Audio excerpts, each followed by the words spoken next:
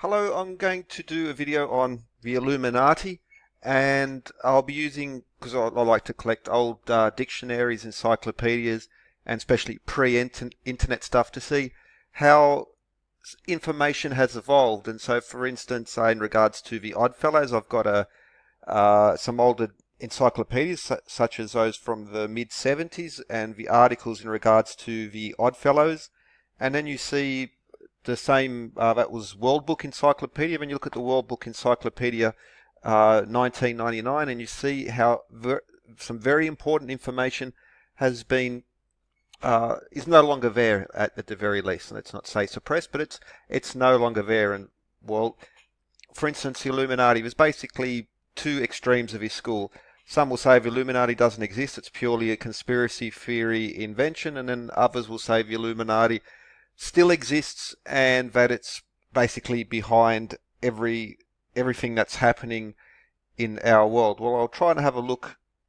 Okay, I'm going to try to be opinion free, have a look down the middle. But Adam Weishaupt, the Illuminati, they indeed did exist. It's on the record. They even owned property. Anyone who says that they did not exist really is just way off base. Now, what they are and what they represent and whether they still exist in that form today, well, that's something else. But firstly, Illuminati. This is your typical YouTube description of the Illuminati. Pop stars, holding a few symbols. My opinion would be on this is that marketing, now if you were to put this type of symbolism into your video, you're guaranteed to get 1 million extra hits, and the money that comes from these hits, a lot, no offense to these pop stars, but I've heard them in some interviews. They're not exactly intellectual giants. Let's say, and they're controlled by their marketing operations. They're actors, they're puppets. I'm not saying they're bad people, but you do this, you're guaranteed to get a whole. It adds to, it's clickbait, and not to include it. You can see, like, literally the symbolism used, especially in pop music, has grown exponentially since the internet has popularized this type of thing. So that would be my first example in regards to that. Like, just similar as within the lizard hybrids, the 1983-84, the TV show called V came out. It's about alien lizard hybrids. That exact same year, David Icke blew out. Then you can follow his basic narrative. So, for instance, when The Matrix come out, all of a sudden these certain usual suspects were talking about augmented realities and all these other things. Hollywood is pushing this line. It's the researchers, in inverted commas, are actually following the Hollywood line. They're not ahead of the curve and all that stuff. Anyway, but Skull and Bones, no doubt there are secret societies, organizations. Charlotte Isabit did some talks and wrote a few books. She was an educational advisor to Reagan. She basically got all the correspondence and literature from organizations such as Skull and Bones, and have shown how they have intentionally dumbed down the education system for the common man. So I'm not defending the elites, not at all. That's the last thing that I would do. However, just to try and put a bit of balance around there. So this Hollywood stuff, okay, this is clickbait. This is how to get money. This is, you can see, like, it didn't really exist in the depth that it did before. And then when it was popularized on the internet, we see an explosion of this through pop stars. It's clickbait, but there is an underlying truth to it, and I think that through recorded examples such as this, we need to look through these and move away from this pop star rubbish. But it is, there is something there. I'm not saying that it isn't, but it is. It's documented. It's physically documented. It doesn't require to put bits together. It's documented. But yeah, of course, and certain organizations have only grown in power. So I'm not defending these people, but to say, do the Bilderberger Council of Foreign Relations, Trilateral Commission, Bohemian Grove, do they actually represent the Illuminati ideals? But firstly, let's look at some Well, of course, there's this symbolism here, 1776. That was the same year the Bavarian Illuminati was founded. However, through dictionaries across time, we're going to see the same thing happen again. So, for instance, the Illuminati, and you can pause and read these because will be repeated. So, for instance, 1828 Webster's Dictionary. Up until basically the internet age, up until the 80s and 90s, the Illuminati was a bona fide in encyclopedias, in dictionaries, in official, documents such as, well, a dictionary or back then the encyclopedia. Encyclopedia was our Google before we had the computers. They were done with, some intellectual vigor, and they included, for instance, the Illuminati description. As we go through, so this was probably from about the mid-30s, Illuminati description, church history, persons who had received baptism, ceremony where they received a lighted taper, like a candle, as a symbol of their faith and grace. Second was certain heretics, such as the Alhambrades, who sprang up in Spain about 1575, who afterward appeared in France. Principal doctrine was that by mental prayer they had attained to so perfect a state as to have no need of ordinance and sacraments as good works. This one's important because up till, well, even at that point, the church controlled everything. And this is one of the things about the Illuminati, is in Adam Weishaupt's Illuminati. They were opposed to the divine right of kings and the church. And these Illuminatists, as described here, believed that they could achieve the same levels of essentially what you could achieve by being a member of a church without belonging to the church. So here it's written in a way as to describe them. Well, if you were to write exactly the same definition but to include it as a church member, there's no real difference there. The third definition, members of a secret society founded in 1776 by Adam Weishaupt, professor at law at Ingolstadt in Bavaria. Its professed object was the attainment of a higher degree of virtue and morality than reached in ordinary society. Ordinary society in 1776 was the divine right of kings, supreme power of the popes and the bishops. So what ordinary society is now and what it was then needs to be put into some context. It was suppressed by the Bavarian government and the church in 1785. Was called the Order of Illuminati.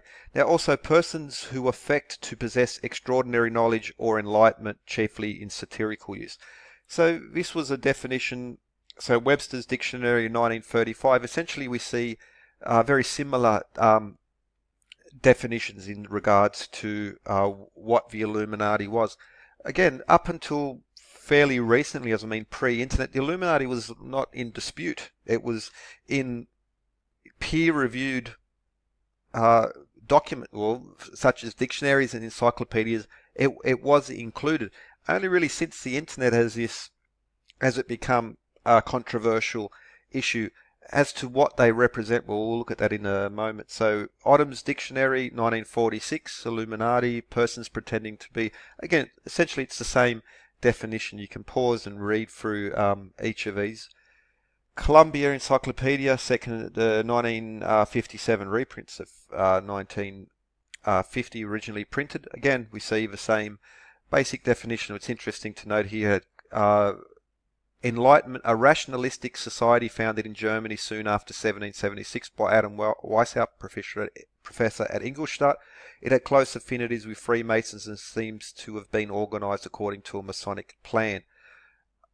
Popular amongst German rationalists at this time, 1776, again, we need to put that in context. The very church-based superstition, it wasn't so long again before. This was closer to the Inquisition than what we are to it now. So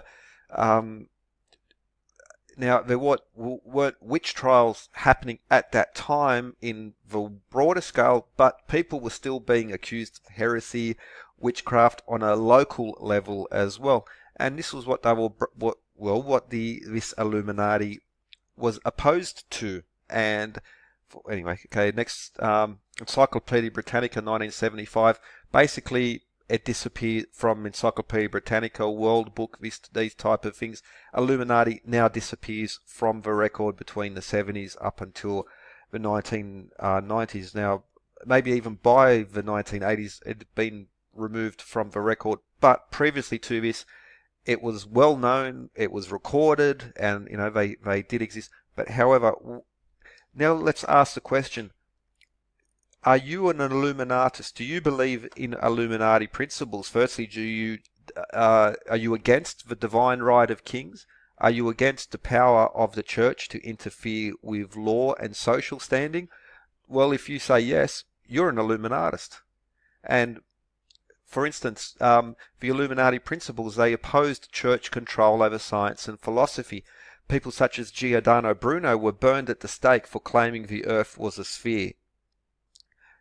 And at this time, this was the growth, the enlightenment was towards the end, but really taking off and really moving towards a more open, a more rationalist, a more science-based society, where the individual has a right to an opinion, as opposed to the pre-1776, where you were not allowed to have an opinion, you were not allowed to question church doctrine, you were not allowed to say the earth was a sphere. Also at that time, another Illuminati principle, that women should have property rights rather than be considered the property of their fathers and husbands. And well, if you agree with that, you're an Illuminatist. And also they believe that that people need to be liberated from superstition with reason, and that through universal education and literacy. So it was at this period that the idea that everyone should be allowed to enter a library, everyone should be allowed to enter a museum, and everyone should have the ability to read and write. Up until this time, it was very controversial that the peasants were allowed to read and write. This was actively fought against by the elite. The Illuminati were actually standing up against the elite views, against the nobles versus the right of the peasants. And so 1776, we see the Constitution. Why was the American Constitution so important? Because it was, well, what is the Constitution? The Constitution is a set of laws to impose limits on the government. This was unheard of prior to this time. This is why it's so important. This is why it's not a perfect document by no means, but the Constitution and the Declaration of Independence were a declaration against the divine right of kings, against the popes and the bishops and the princes and the kings. And this is why it was such a dangerous document. This was why it was so important in actually probably throughout all of human history, but especially in relatively recent times, the last few centuries. It's a masterpiece compared to what existed before. It was a truly revolutionary idea that the church should not have control over science and philosophy, that women should have rights, that people should be liberated from superstition through reason/science, and that universal education and literacy was something to be something we should move towards. And so if you agree with these, you're actually agreeing with the basic principles of the Illuminati at the time. Now, the Illuminati now, from the usual suspects, will say it's the Pope and it's the presidents and it's the princes and the kings. Well, you look at what have the Illuminati actually? They actually weakened the power of these people.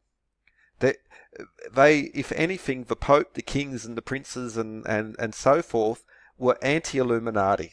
And they literally were at the time. That was why such groups, such as the Masons at the time, the Illuminati, the Oddfellows, were against the law.